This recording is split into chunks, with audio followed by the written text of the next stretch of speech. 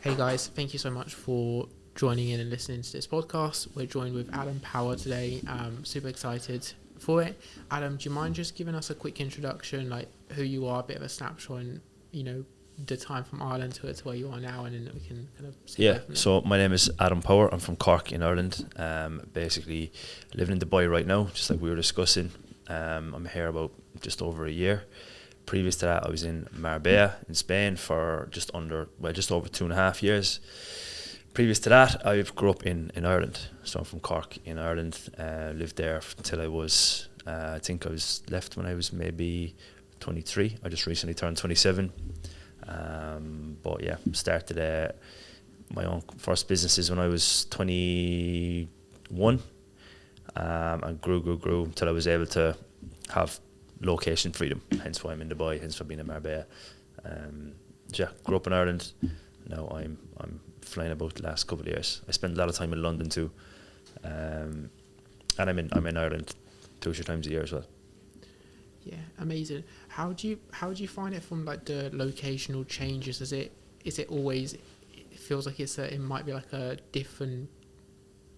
I guess I don't know, like a comfort zone thing. Like every time, like the place is changing. Yeah, well, for me, it's just my I just try to make sure my day-to-day routine stays the same. So, for example, I will wake up in the morning, I'll go find a coffee in some local shop, and I'll just crack open the laptop. I'll have my routine. But if I'm traveling, I don't really have a routine. I would have my morning routine as much as I can, but I always try to sit down with a pen and a notepad, plan my day, review what I'm working on, and get to work and just crack open the laptop.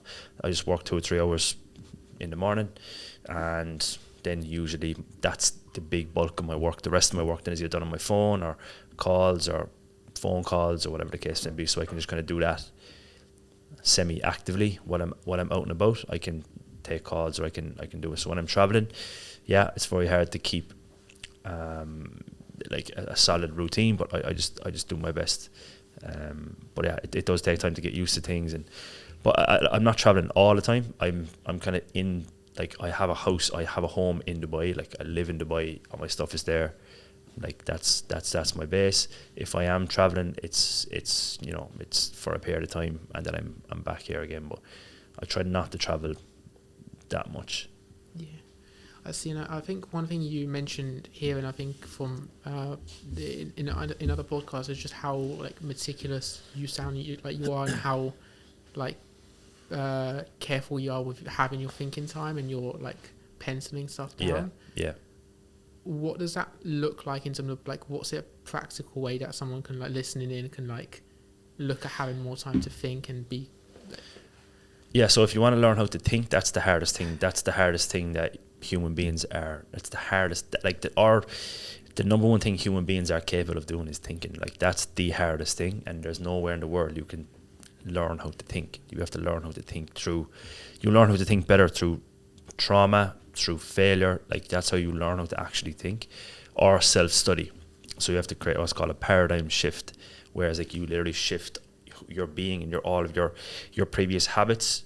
They just shift to a new entity, basically. So for someone who wants to think, you have to learn how to think. You have to study. You have to read all the books, like Think and Grow Rich. Like, that's a book. Think is the key word there. Think and Grow Rich, and that's not about financially. It's not. Rich is not financial. Rich is everything. Like, rich is peace. Rich is happiness. Rich is whatever, right? So, you got to learn all that you need to learn. You got to study. You got to commit, and you got to actually sit there and work a muscle the same way you work your bicep. You got to sit down and work your mental bicep. You got to wake up in the morning and not look at your phone, not look at anything. Sit there and think. Pen and paper. Writing causes thinking. So when you literally put the pen on the page and write, that's your thoughts coming to life through the pen. Like, so you have to learn how to actually think, and then treat it as a muscle. Work it every day. Think, like, if I spend the next day, the next week, the next month doing what I'm about to do, am I going to get closer to this big thing that I want to achieve? And if you don't know this big thing that you want to achieve, then you got to sit down and think before you do anything else. Make a shopping list of everything you want. Do you want more peace? Do you want more money? Do you want to be better in the gym? Do you want to have a better relationship with your family, your friends, whatever the case may be? make a shopping list of what you want, and then start thinking yourself think yourself backwards from the end goal, and build that muscle in your brain. And for yourself, have you always had like a very clear end goal written down from 21, or like? No, so when I was 21, I wrote down some goals, and they all happened. At the time, I didn't believe they could actually happen, but they did. So yeah, no, the goalpost of your goal always moves forward. So for example, if your goal is to make 10 grand a month, and then you make 10 grand a month, and you when you hit that next, naturally you're going to want to make 25 grand a month or 20 grand or whatever the goalpost moves to.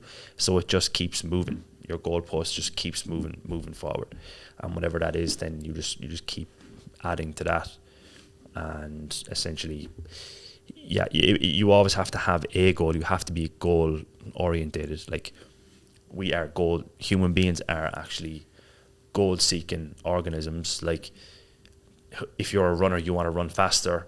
If you're a fucking singer, you want to sing better. If you're a podcaster, you want to be a better podcast. Like it's naturally in our genes to seek the next goal. So I've always had since I've turned 21, and I've had a period of life that caused me to change. Then that's I've been a goal seeker, but the goal has always changed and pushed forward each time. Yeah, it's gotten bigger, and you just move the goalpost. That's all it is. Cool. One kind of thing I had in mind was like a lot of the audience listening to this would be more business owners, like fitness professionals. Yeah.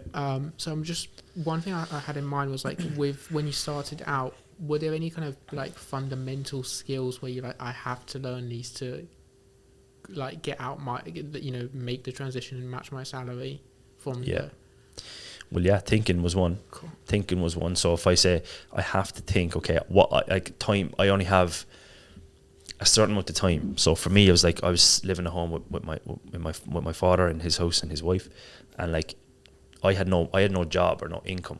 So anytime I was able to like pick up a working in a local bar restaurant for one day, if I'd make $60 or €60, I would come home and buy books with that. I had no money, like I've come in for a long time. So there was only a certain window of me being able to do that. So for me not able to hand up, I suppose, rent at home. So if I had a 21-year-old kid living in my house and he wasn't paying the bills, I was saying this is not on at all. So my father like really put that time to help me, but I had a window where I had to think, okay, I only have a certain amount of months here, or else I'm going to have to go back and get a job. So I have to really, really critically think and say, what am I doing for this next full day? And is that going to make me one step closer to making 10 grand a month or whatever I want to achieve, or replace my salary or whatever?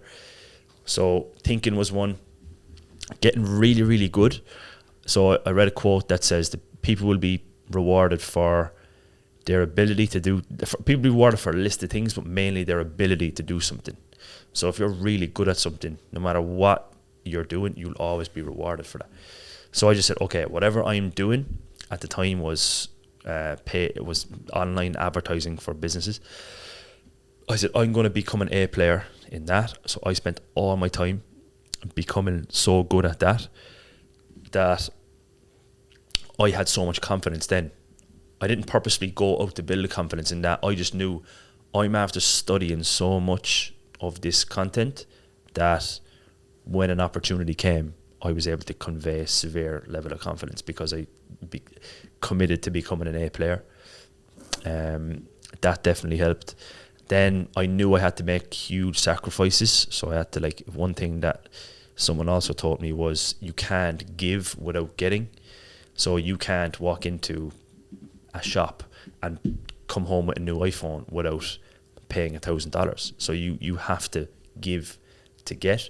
That's also in real life as well, not just buying a product. So I had to give up all my childhood friends. I had to give up all my activities, my fun, when you're 21, you want to go to nightclubs on the weekend. I didn't go outside for a year. Did not leave for one full year. Like, didn't do anything. So So I had to give up all of that, I had to sacrifice all that so I can create space for the thing that I was trying to build to come in. And then it did. So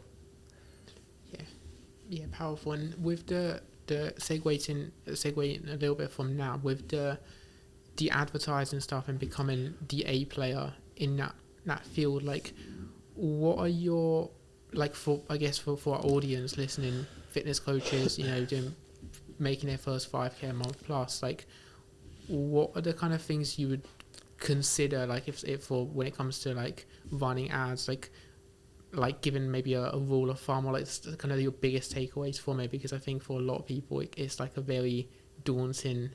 Yeah. So a couple of things: you have to know your product. You have to have a strong offer. So if you have the best marketing in the world but a weak offer, you're not really going to get far. If you've the best offer in the world and no marketing to that offer, you're also not going to get far. So you have to have a good offer. Like, out of all the people out there who are in your space, what makes you unique enough to make you to achieve for someone to become a customer of you or a client of yours? You have to have the extra step. You have to have the extra pillars. You have to have like a pillar approach to be able to really get the exact result that your clients are looking for. And you have to then become an A player. When you are an A player, you won't care about advertising, because you know that you can build a system that spends $1 and makes $4, and then spend $2, make $8, and just keep building up on that momentum. So you need to build that system. You need to understand your overall customer journey. Is someone signing up now? You need to give somebody a lead magnet. Like, if you're going to buy this top on a website, you don't need to have a consultation to buy that top. You just click the website. Yeah, I like this top. Boom, you buy it for 60 quid. If you're going to sign up for, if you're going to, sell your house with a real estate company, you're not going to just click their website and list your house. There needs to be a massive, communication platform, communication strategy within there. You have to find your strategy there. You have to find, okay, what gets someone in the door? What gets someone to come back again? What gets someone to stay for 5 years? What's your lifetime value of a customer? And then you got to build a system around that, whether it's getting someone into a free community, if you're an online coach, whether it's getting someone into a group, whether it's having something that's $7 a month, whether it's having something that's $40 a month to get people moved up your ladder of products, and essentially figure out a way to say, like, my offer is so good, my service is so good that when someone comes in, they're going to get an amazing experience, and I can spend the money confidently on advertising so when they come in, it's immediate profit, and this person is going to come back next month, next year, whatever the case may be. So in which case would you say the biggest thing is making sure you first battle test all of that with organic content? Yeah. So in e-commerce, we say $10,000 a month in sales is your baseline before you're ready to really start advertising. In the space like that, you should be able to get yourself $5,000 recurring per month, maybe even closer to 10 as a coach, if your offer is strong. And you might not even need advertising. Like, you might, like, to be honest, if your offer is so good, you might get to a place where you're filled up personally without advertising, and now it's time to build a team and then advertise. So it's a step-by-step approach, but like, you need to be at you need to have like clients staying with you for 3 to 6 months minimum. You need to have clients that are super happy. You'd be having endless case studies. You'd be getting feedback to say, okay, what else can I help with? And picture yourself as a consultant. The definition of a consultant is to improve the situation of the client. So don't just look at yourself as, I'm a coach. Like, what do you need help with? Do you need help with your sleep? Do you need help with your vitamin intake? Do you need help with your stress? Like, anyone can give a plan, and anyone can give a resource to. But like, accountability is a huge thing. Like, it's not just about your coach, it's about being a consultant as a whole, improving the client's situation as a whole, and going above and beyond. And the person who goes above and beyond, the person who does more than he is paid for, will soon be paid for more than what he does. So doing more to improve the client situation, they will then spread your word of mouth. They'll then be your first batch of positive feedback, and then that message will spread, and you should be able to, if you're that good, if you have the results yourself, you shouldn't even need advertising until you're hitting 10k a month. Cool. Okay. And I think that's quite a big thing, because I think it's quite easy to get distracted by trying to. Yeah, I know people that are making 5-6 grand a month and they're trying to put money into crypto. I'm like, it's the stupidest thing I've ever heard. Literally, it's the stupidest thing you have ever heard. Put money into your business, advertise your business, get yourself a better design plan, get yourself a better ebook, get yourself some social media content, get yourself a landing page, get yourself a copywriter, do whatever you need to do. Like, get yourself into a good position. Like, overall, don't be trying to do other things. Do you know? Yeah. So when it comes to like someone listening to this, like wanting to bulletproof or wants to get their offer better, when would you say my offer's good, and like what are the signs that you like my offer's actually good enough now, and when does it need to improve? So your offer is the bridge of the client's current position and the client's desired position. So if I come to a fitness guy and I say, okay, I want to be 10% body fat, I want to have abs, and I want to be a hybrid athlete. I want to be able to run 10 kilometers nonstop twice a week in under 40 minutes. If your offer is good enough, I will achieve that, and then that means you have a good offer. Like, no matter what, if you want to lose 10 pounds, 20 pounds over the next 6 months, if someone comes to you wanting to lose 10 pounds, and then within 6 months they lose 10 pounds, you have a good offer. Like, your offer is just the bridge.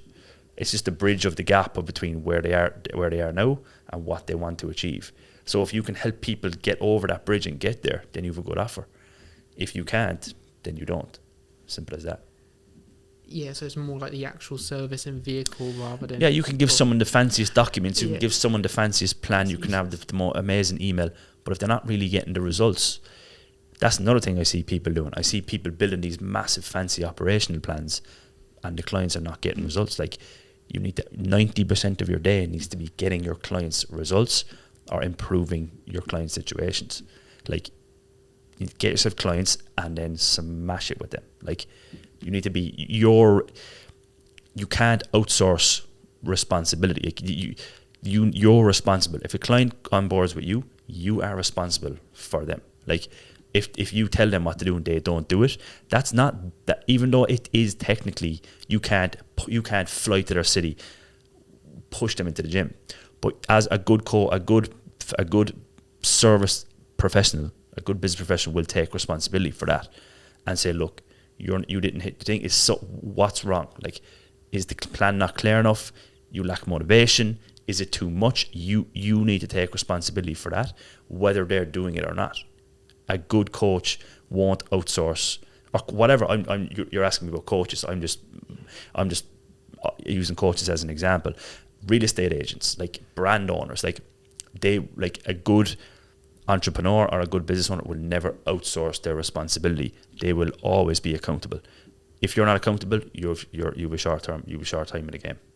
That's a fact. Yeah.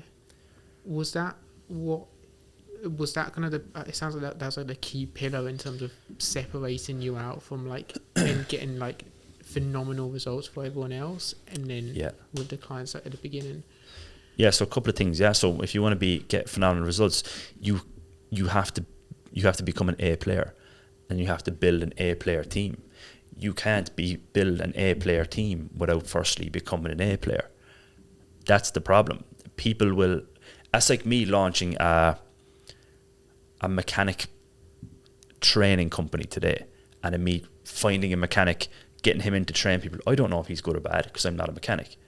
You have to become an A player, get A player results, then expand your A player team. So if you're an A player and a B or C player comes to you looking for a job, you're going to say, no, you're not up to, you can say, I only hire A players. So if you're a B or C player, you're not really, you don't have the stripes under your belt to get the result yourself. Then you don't know if someone is an A player or a B player. And then I know you can wake up someday and you have a whole team of C players, D players, E players that are not able to deliver what you need, and your company has a terrible reputation, and you're again in trouble unless you take accountability for it.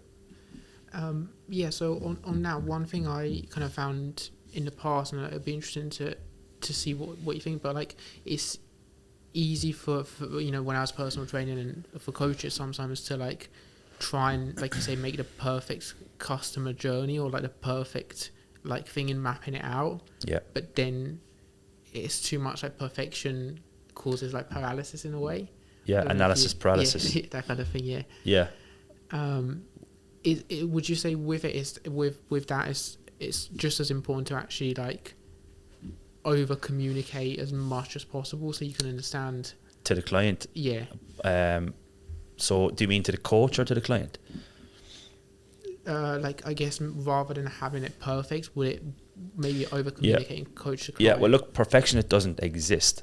So perfection, actually, it's not even a thing. Like it's actually, perfectionists are like super unhappy. Like, and actually, first question you asked me about my routine. I used to try to be a perfectionist with my routine, and I used to say at 6:15 until 6:27 I'm going to meditate. At 6:27 until 6:52 I'm going to read, and then I'd finish reading.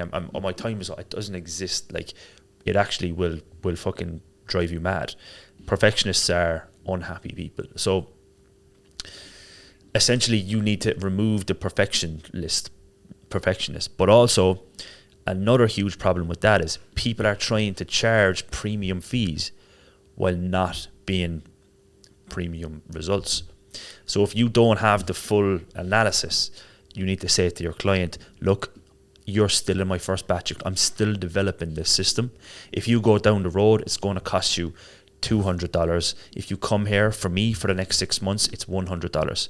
So look, I'm going to go above and beyond, but I'm still developing this system. The client needs to know. Like, I can't purchase a Ferrari and then when I get home realize it's a Volkswagen engine in it, because that's unethical as a business owner.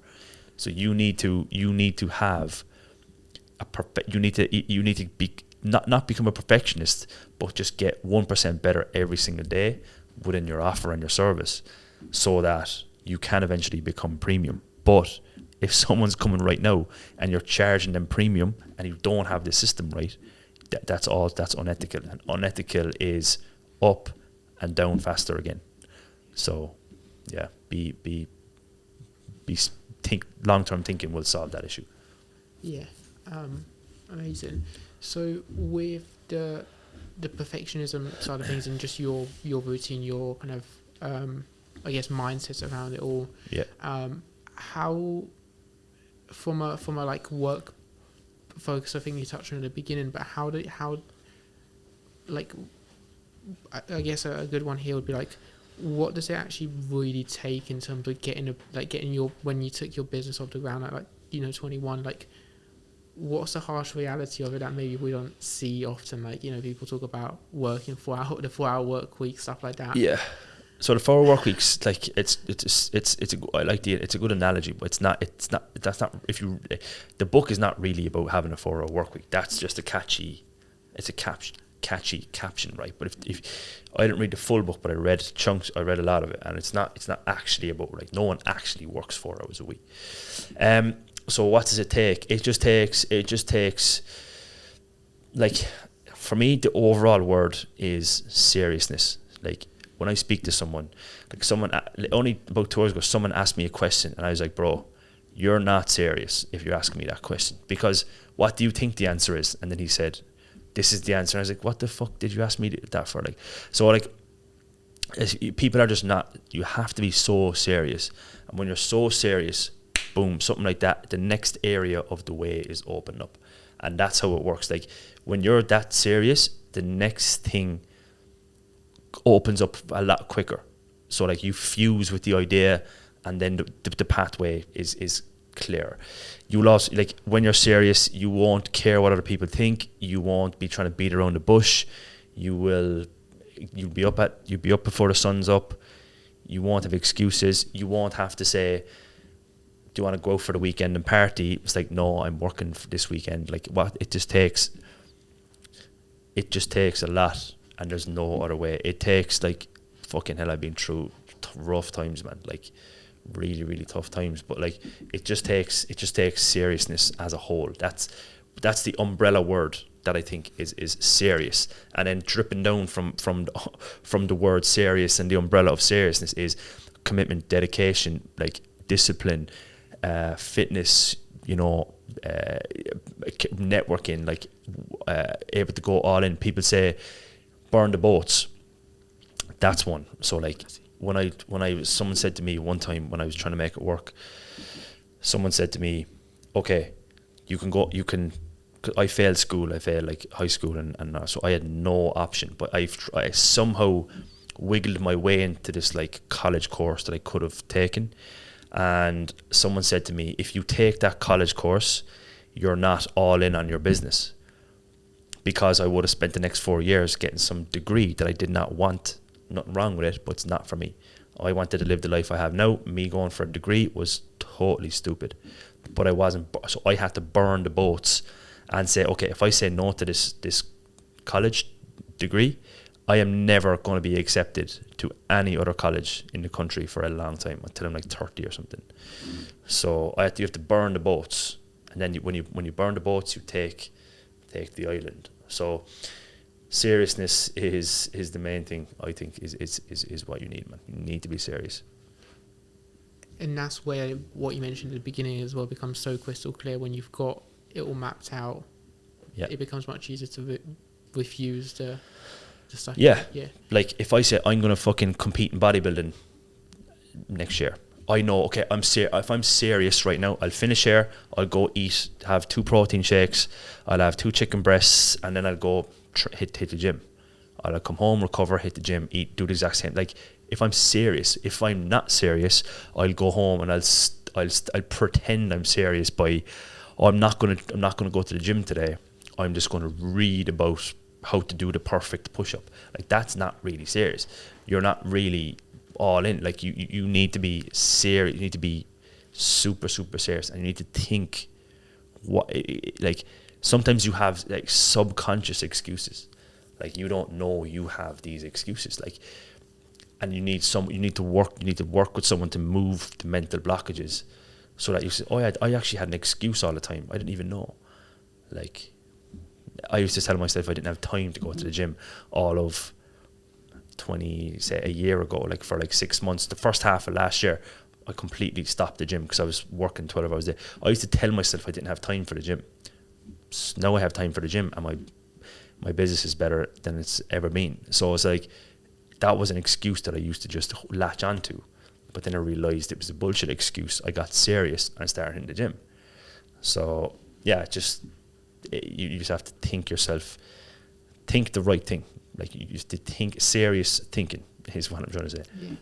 How did you spot those beliefs? Is it you writing it down, or is it reaching out to someone like a coach, or? Yeah, kind of. It's self. You need to be doing that anyway. That's a different thing. That's the level of seriousness as a whole. Like you don't say, do I reach out to a coach or do I this? You do this and you do this. You do everything to push yourself forward, but you have to jump and develop wings along the way.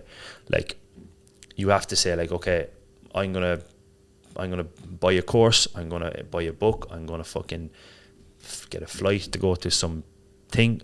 Like you have to just jump, and then while you're falling, you'll find a parachute. When you're already on the way down, you'll find wings, you'll find a parachute, and you won't crumble. But the only way to do that is by going all in. You have to jump and go in. Do you know? Like some people are half, 1 foot in, 1 foot out, or the other term is like half pregnant. You can't be half pregnant on these big things like that you're trying to make become a reality. Because if someone else is all in, you're half in. You only have a certain amount of time before they take your spot. Yeah, and was that kind of how you? Was that kind of, I'm just thinking for people. So if they're like, I know I need to do this thing to get to the next level. Yeah. Was that kind of how you jumped with your stuff in terms of going from like from the UK to Marbella, from Marbella to, or was you like was it still a bit of a jump in terms of figuring it out? Or Well, kind of, yeah. Like, so I was just unhappy in Ireland. I just knew that there was more for me. I felt like I hit a ceiling in Ireland. Like, I lived in the best apartment that was in my area in Cork. It's down south.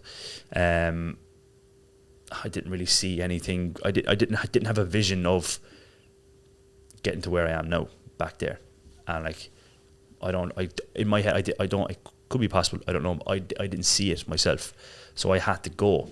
So I got some friends that were in Madrid, and they asked me we booked an Airbnb for 2 weeks in Madrid, and I just packed my suitcase and just left like 4 days later. I lost my deposit on my apartment. I just left. So yeah, I don't know. I just go. If something feels right, I'll just go, and I'll just take like, if I get a hunch to be like, go here, like, I'll just go. Like, something told me. I was in Madrid first, then I was in Valencia, then something told me to go to Marbella. I just went to Marbella, meeting all my best friends now. Ended up meeting all my best friends, stayed there for years, made all the best connections. All the connections that I made in Marbella helped me to get like helped me to not only take like 10% growth, but like triple the growth, like from the people that I met in Marbella. So it's just, when I get a hunch and it feels right, I'll just go. For me, it's like, I don't really care, man. I don't like. I just don't care. Like, what am I going to miss out? Like, if I'm in Cork, I'm already here. Like, this is always going to be here. So I can now go try out all these things, and if none of them work out, it's still here. Who gives a fuck? Like, I don't give a shit. So I'll just go anyway. Someone says to me, right, tomorrow, John, go to LA. Big opportunity in LA. Fucking let's go to LA. It's like, Dubai's not going anywhere. I'm gonna lose my apartment. Come back down and get an apartment in the same building next year. The exact same thing. It's like, and I can have this massive thing in LA. Who gives a shit? It's like, you're not losing anything. People are like, oh, if I have this fucking, I don't want to lose my car. I don't want to lose my fucking, the most pointless shit, man. Like, I remember someone telling me, don't quit my job because I had free dental care and life insurance or something. Who gives a fuck, man? Like, I can come back and get another job. I'm an intelligent guy. I can speak to anybody. I can come into an interview and I can speak to anybody, and I'll get another job with dental care. I'll say I'm not starting until they give me dental care. And now I lost dental care, but I have travelled all over the world and met amazing people and have lived an amazing life. Like who cares, man? Stuff is always going to be there.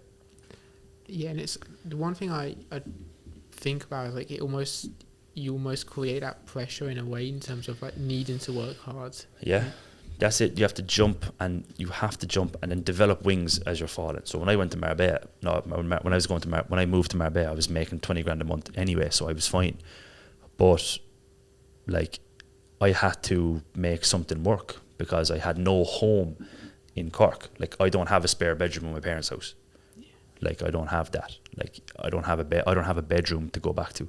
So I'm homeless unless I make something happen. And I'm either have my own place or I stay on my father's couch. Like, there's no in between for me. Like, I have to make something work. Yeah.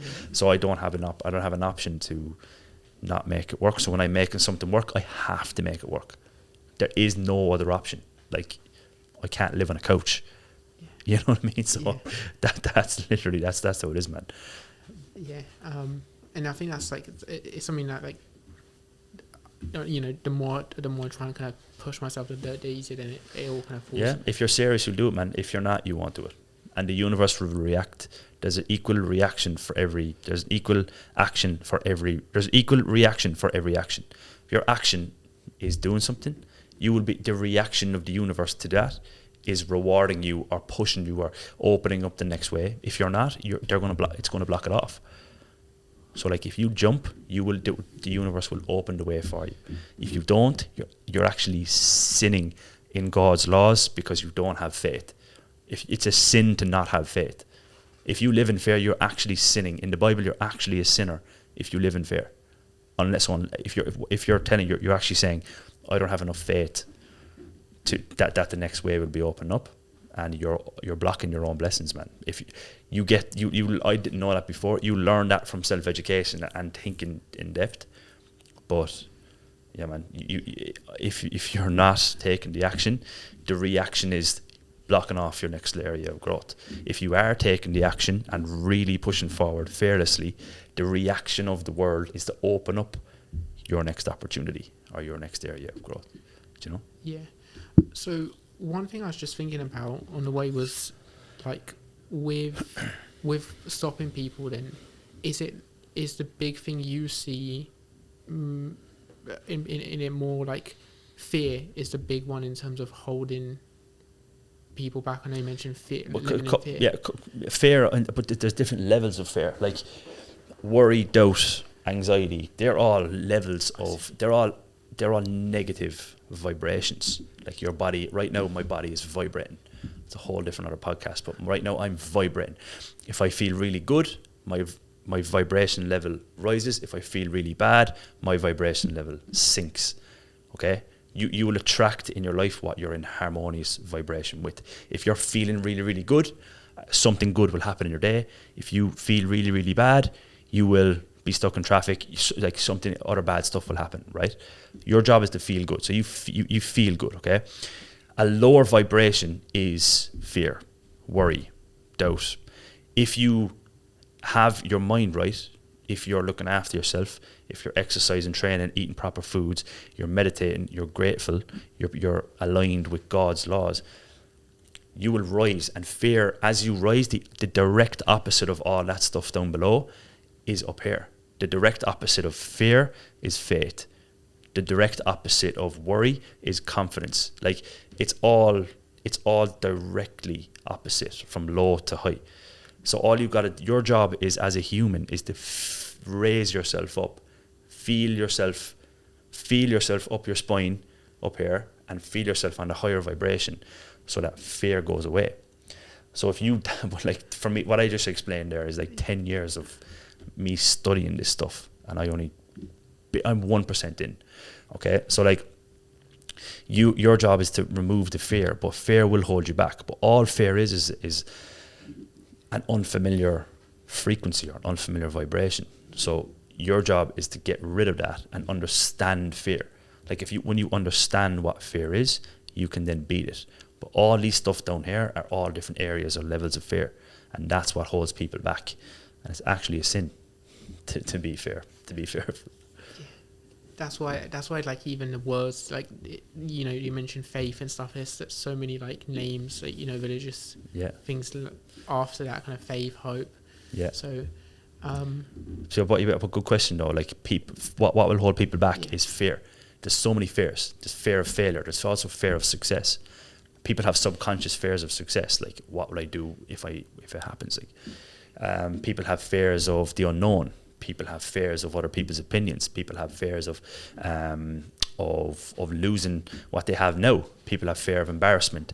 Whatever. Everyone has different fears, but one of those fears, they're called the 6 ghosts of fear. Actually, I just thought of that. The 6 ghosts of fear. You need to find out what do you fear, and then you need to beat that. But that's what holds everyone back. Is fear. Like everyone wants to do something, but it's all fear based is what's holding people back. It's like having the, I guess, when you have the 100% confidence something's going to work, you take 100% action in it. Yeah. So potentially segue, like again, maybe it's a bit of a U-turn here, but just a couple kind of things that I had in mind in terms of the social, I guess the Instagram kind of content related side. Yeah. When it comes to like a fitness coach or a business owner, looking to grow organically first, and get to the first 10K months. Yeah. What are the kind of foundational stuff you would say they need to be posting, and how would you structure, that for them to get more leads and get more of their offer in front of the right people? Yeah. So to be honest, that's not really my area of expertise. Like my area of expertise is e-commerce, like increasing revenue for e-commerce companies. That's what I've been doing for the past 6 years. But I building the personal brand thing, that's not really my thing either. But from my experience, what I can kind of see is covering three things. So if you can cover that you're ethical, okay, you're not going to come on it. You're not going to be like, yeah, if you ring me today, I'm going to make you look like Arnold Schwarzenegger tomorrow. Like, it's unreal. It's unethical. It's a lie. Okay, so if you're ethical, with your content, be ethical. Okay, if you're at home, write these three things down, because I've really done my best to get this across. Ethical, number one. You're not a scammer. You're not someone who is going to promise everything. Like, you're not going to message me and saying, if you buy my course today, you're going to be a billionaire tomorrow. Like, that's all unrealistic. It's unethical. Number two is credible. Okay, like I said, A players are credible. An A player has gotten from here to here. They've closed the gap on whatever they're doing, whether they're selling houses, whether they're selling cars, whether they're a fucking fitness professional, whatever. They've done the thing. They've become credible. Okay, so they've done the thing. They're credible. Someone says to them, yeah, show me what you've done. Here's 20 different examples I can give you. Okay, and number three is consistency. So if I say to somebody like, he done it one time. Maybe he was lucky with that one time. Maybe he got the perfect climb. Maybe it was the perfect time. Maybe it was the perfect time of the year. Whatever. Okay. You need to build. If you don't have consistency, you need to develop it. So if you need to develop consistency, and all of your content and posting, showcase these things. I'm ethical, I'm consistent, and I'm credible. Okay. And if you can showcase those three things across the board, people can't not gravitate towards you, because you're ticking all boxes and you're really serious about becoming who you are. Like, I hate this whole thing of like people coming on being like, oh, I'm going to come on and I'm going to say a lot of crazy shit to create controversy and then build a following from that. I hate all that. So like, be those three things. Think long term. Don't go from 0 to 1 million and then 1 million back to 0. Go from 0 to 10 to 20 to like, build it that way, and be consistent. Like, give value. Like, it has to be valuable as well, and entertaining. Like, you don't want to have you don't want to get a stupid message across. You need to get a message that's actually valuable. And when someone says, oh, that person that I just watched his video, he actually just helped me, I'm interested in how can he help me more? Okay, like, you have to provide some form of value. Okay, so if you're a fitness professional, give somebody dieting tips. Give somebody a nighttime snack. Give somebody a fucking, a low calorie shake or oats or whatever people do these days, man. Just give somebody something, and then when they start doing that and they're like, oh, I love this, I got this from this person, that's how you connect and build a relationship with somebody. And again, that then relates to any kind of social media, any kind of business. Yeah, anything. Yeah. For me, I know you're talking about fitness professionals, but I'm not a fitness guy. I don't actually know. But I think, like, just be different, man. Be different to yourself. You have to have uniqueness. Like, if you're not unique, you're racing to the bottom. Because if you don't have unique pillars, structures, and strategies in your business as a fitness professional, you're racing to the bottom, because all you have then is the better price. And if you're hitting the better price, it's boom boom, it's a race to the bottom, and you don't want to win that. So you have to be unique. Okay, and if price is the only problem, then you need to increase the value, or else create a lower tier initial offer. So yeah, and to get them into, then show the value in the lower tier stuff to get them into. Yeah, if they see it. Yeah, it's the typical, like, sorry to cut you off, but what I say, the person who's nailed this is the dentist. The dentist has nailed this strategy. Anywhere you go in the world, it will say 50% off teeth cleaning right now for a dentist. Then when you go into the dentist will say, oh yeah, teeth cleaning is only $20 or $50, but you have you need a filling, or you have a toothache back, or something's, they'll say something else, and then they'll say, oh, come back next week, but you don't even know what's happening here. Like, the dentist got you in for a teeth cleaning for half price. You're like, I'm getting the best deal ever, half price teeth cleaning.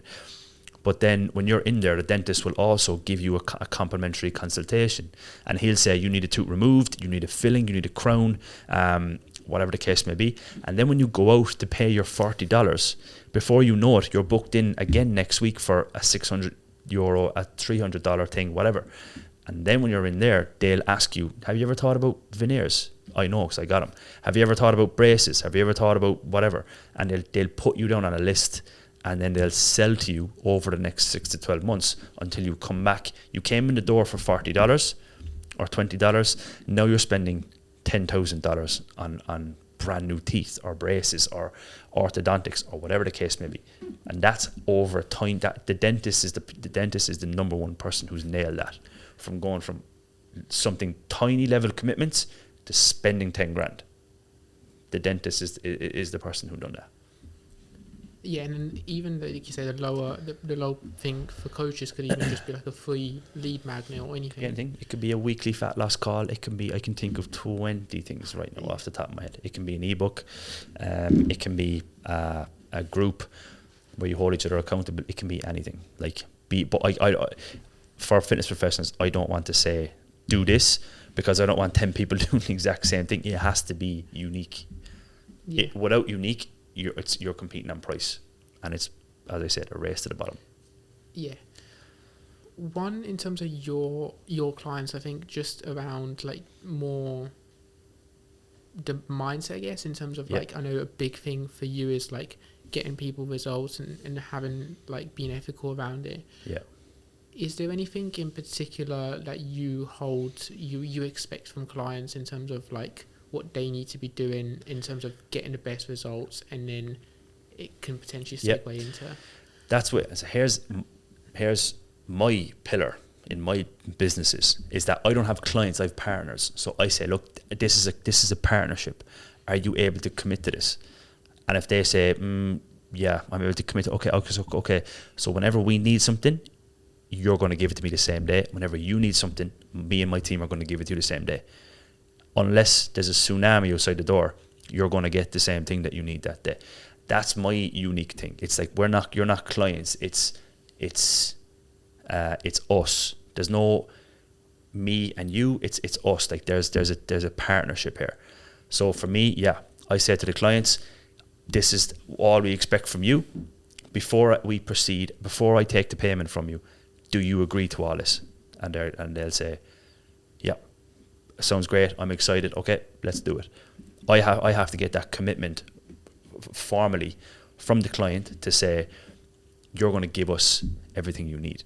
If you come to me and you've no stock on your website, or your website's broken, or you have no videos, or you're not doing what you need to do, we can't do what we need to do to get you the result that we both want. It's a partnership. It's like essentially a marriage between my company and your company, and we work together as one team. There's not my team and your team. There's one team, and we both are pushing towards the same goal. And when 1 + 1 energetically moves towards the same thing, you can activate a third universal energy. 1 + 1 = 3 when you're working towards the same thing. Because when two parties are totally focused on the one thing, you're going to smash through the doors. Same way, the equal reaction for every reaction. If both of you are actioning exactly what you need, the reaction is universally that the next door will open up 10 times quicker than what it is. And when we see clients that they don't give us what they need, and then they take a few days off work, and now we're 4 days out, we're hugely back. We're taking 10 steps back now, because we're 4 days of momentum are gone. And that's what we see. I have clients right now doing 3 to 5 million euros a month on a website, 100 employees. The reason they got there is because they don't fuck about with what we need. We're doing all their advertising. We're doing all their email marketing. We're doing all their copywriting. So we're putting all that together. If you slack and don't give us what we need, we cannot get you the results you can. And the difference between our clients that make 100,000 euros in a month or our clients that make $5 million in a month is that. And it's just compounding that effect of getting there. If you have a huge record month, you don't go buy You don't go buy yourself a brand new car or a Rolex or some other stupid shit. Like, you put it back into the business and you have a bigger month the next month. You don't peak and then 6 months time look back and say, Jesus, we smashed it back in April. Yeah, we did, because you took all the money out in April and you done some dumb shit with the money. You never bought the stock and it slowed down everything. Or you took a 2-week holiday, or you never, like, we never done this collab, or we never restocked the bestsellers, or whatever the case may be. You have to keep the thing moving. And that's what really separates people. I'm not saying I'm perfect, because I definitely done some stuff like that in my time, but I have it out of my system now. So I understand everyone has to do it, but the people who succeed are the people who are in a partnership with us, and that's essentially how we make it happen. Keep yourself your back against the wall. Last question, and we'll wrap up. One I kind of find a really good one to wrap up on is from the time, like, from 21 coming into where you are now, like, that journey. If you had to say a few, or even just one, like, what would you say is a big lesson you've had, or even a big lesson I had since I'm 21, 6 years? Good question, man. I don't know. A big lesson I've had since I'm 21 is to just keep going. But, like, I think there's been periods where I've made myself miserable. Like, you know, when something's not going right, I take it way too literal. And when something's going good, I also take that way too literal. So I need to find some form of, instead of being like really bad or really good, I want to find a balance of in between. And I don't understand. I don't think balance fully exists, but I need to find something that I can allow myself to be happy, because I'm waking up in a massive villa or an amazing apartment in the marina in Dubai, and I like, everything's amazing, and I've all great friends and a great life, and I could be miserable because something went wrong in something. I really hate that. I hate the way I allow that happen. And it's not that I'm super miserable, but there has been like weeks where I've been really down. But I just accept it. So I wanna say to people, like, yes, push yourself to the limits, but love it as well in the process. Like, you have to love the dark days. You have to enjoy the dark days. Like, you can't just be super, super down when things are not going your way. You have to be stoic and, like, level it out a little bit. Enjoy the day, enjoy the process, and then go from there. Yeah, powerful. I think it's, the more you do it in the highs, you don't get so low after that anyway. Yeah. So amazing. So, Adam, people listening to this, where can they find you? If there like any links, anything in particular you want people to? To find me, it's AdamPower96 on Instagram. That's the thing I check most throughout the day. Like, anyone who's looking for me for some reason goes there. I'm on Twitter, AdamPower21, and I have a Discord community with a couple of thousand people in there. It's in my Instagram, so that's kind of where you find me, mainly Instagram. Cool, perfect. I'll have these links down below. Thank you for listening to this podcast, Adam. Thank you so much for jumping. Thanks for having me, man. Really appreciate it. Awesome. Cool. Sounds good.